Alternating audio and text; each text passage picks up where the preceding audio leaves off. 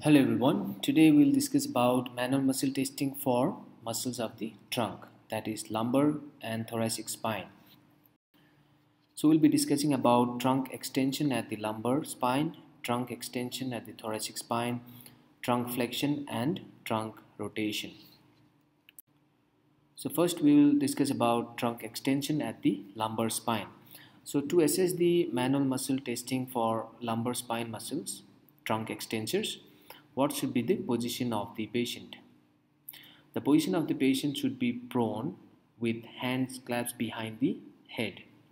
So in this position, the therapist stabilizes the lower extremities just above the ankle, or patient can use his body weight or her body weight and both arms placed across the pelvis to stabilize the lower extremity. So in this position and stabilization, we will instruct the patient to perform extension of the lumbar spine until the entire thorax is raised above the table. So the point where we can know that patient has sufficiently extended the trunk is when the patient clears the umbilicus from the couch or the table.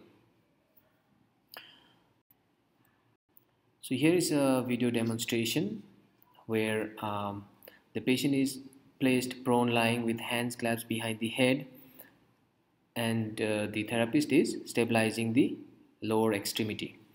Now we'll ask the patient to perform extension of the lumbar spine. So if patient clears the umbilicus sufficiently from the couch, then we can say that the patient has performed full range of motion of the lumbar spine extension.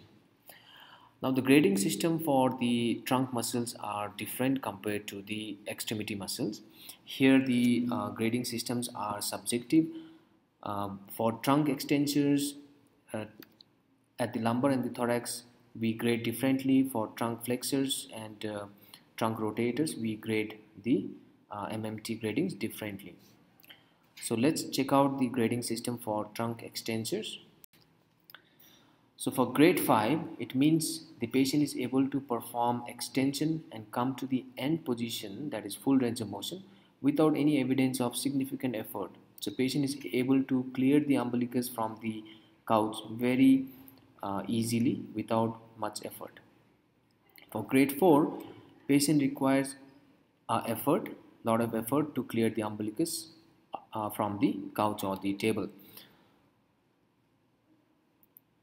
For grade 3, patient's arm position changes. So arm is placed by the side of the body, and patient is able to complete the range of motion in this position.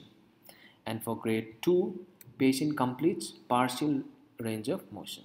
So you can see there is a difference in grading system compared to extremity muscle. Here, to instruct the patient to perform the movement smoothly for trunk extension in eliminated gravity position is difficult, so the grading system is different.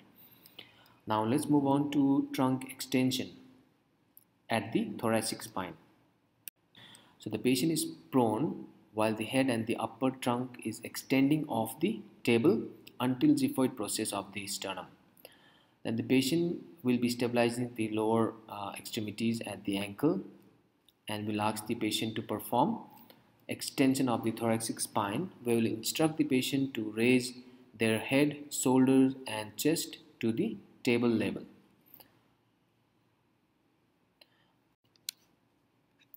So here you can see patient is placed until xiphoid process out of the couch, and then we'll instruct the patient to perform extension of the thorax by raising the head, shoulder and the trunk, upper trunk, while the therapist stabilizes the lower extremity.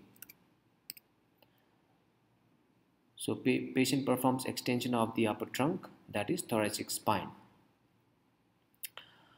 Now let's move on to trunk flexion. So here again the grading system is different compared to trunk extension. For trunk flexion grade 5, the position of the patient is supine with hands clasped behind the head, and then we instruct the patient to perform trunk flexion by contracting the trunk flexors. So the patient performs trunk flexion until the scapula is cleared from the table. So that is the criteria here for grade 5, that is the hand should be behind the head and both the hands clasped behind the head, and patient should be able to flex the trunk until the scapula clears the table. So that will be considered as grade 5. So here you can see the hands are behind the head and patient performs flexion of the trunk and clears the scapula from the couch while the examiner or the therapist holds the ankle or stabilizes the distal part of the body. For grade 4, the position changes here. The patient is lying supine with arms crossed over the chest. So for grade 4, for grade 5, the hands were behind the head. Here for grade 4, the arms are crossed over the chest and patient performs same movement, that is flexion of the trunk, until he clears the scapula from the table. So kindly observe the video here. The hands are crossed in front of the chest and the patient performs flexion. For grade 3, the position of the patient changes again. Here the arms are extended or overstretched in full extended elbow above plane of the body, and then the patient performs flexion of the trunk until the scapula is cleared from the table. So this will be considered as grade 3. For grade 2 and grade 1, the therapist will ask the patient to flex the knee joint so that the hip is relaxed and will palpate the abdominal muscles for trunk flexors, and will ask the patient to perform flexion and palpate the muscles. And if patient is able to perform partial flexion, then we'll consider as grade 2, and if there is only contraction of the muscle but no change in the range of motion, then we'll consider it as grade 1. Now coming to trunk rotation, the grading systems are similar to trunk flexors here. For grade 5 trunk rotation, we'll place the patient similar to grade 5 trunk flexors. Patient is supine with hands clasped behind the head. But the test movement here differs, where we ask the patient to flex the trunk as well as rotate to one side.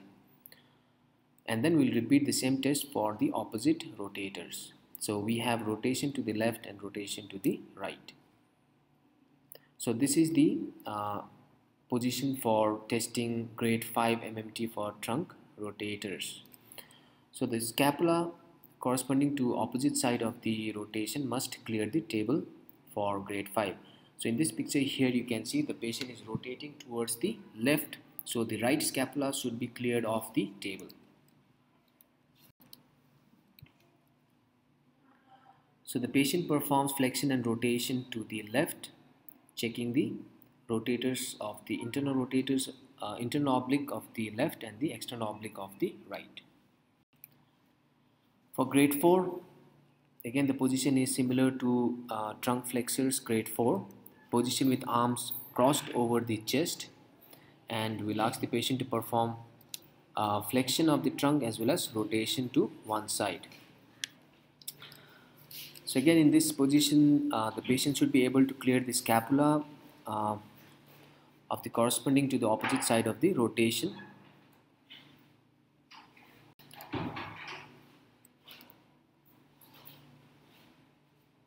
So this is for grade 4 trunk rotation.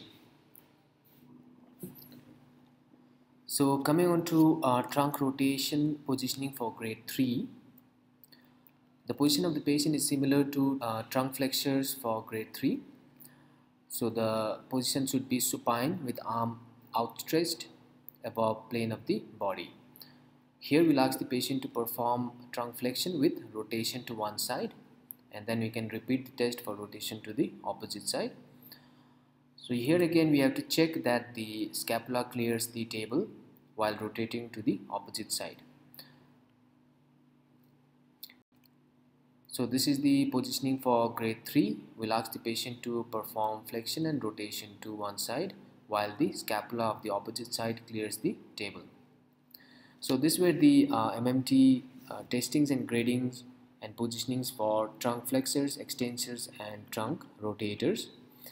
So if you have any doubt, you can ask me, and I hope you have understood by now that the grading system for trunk is different compared to the extremities. Thank you.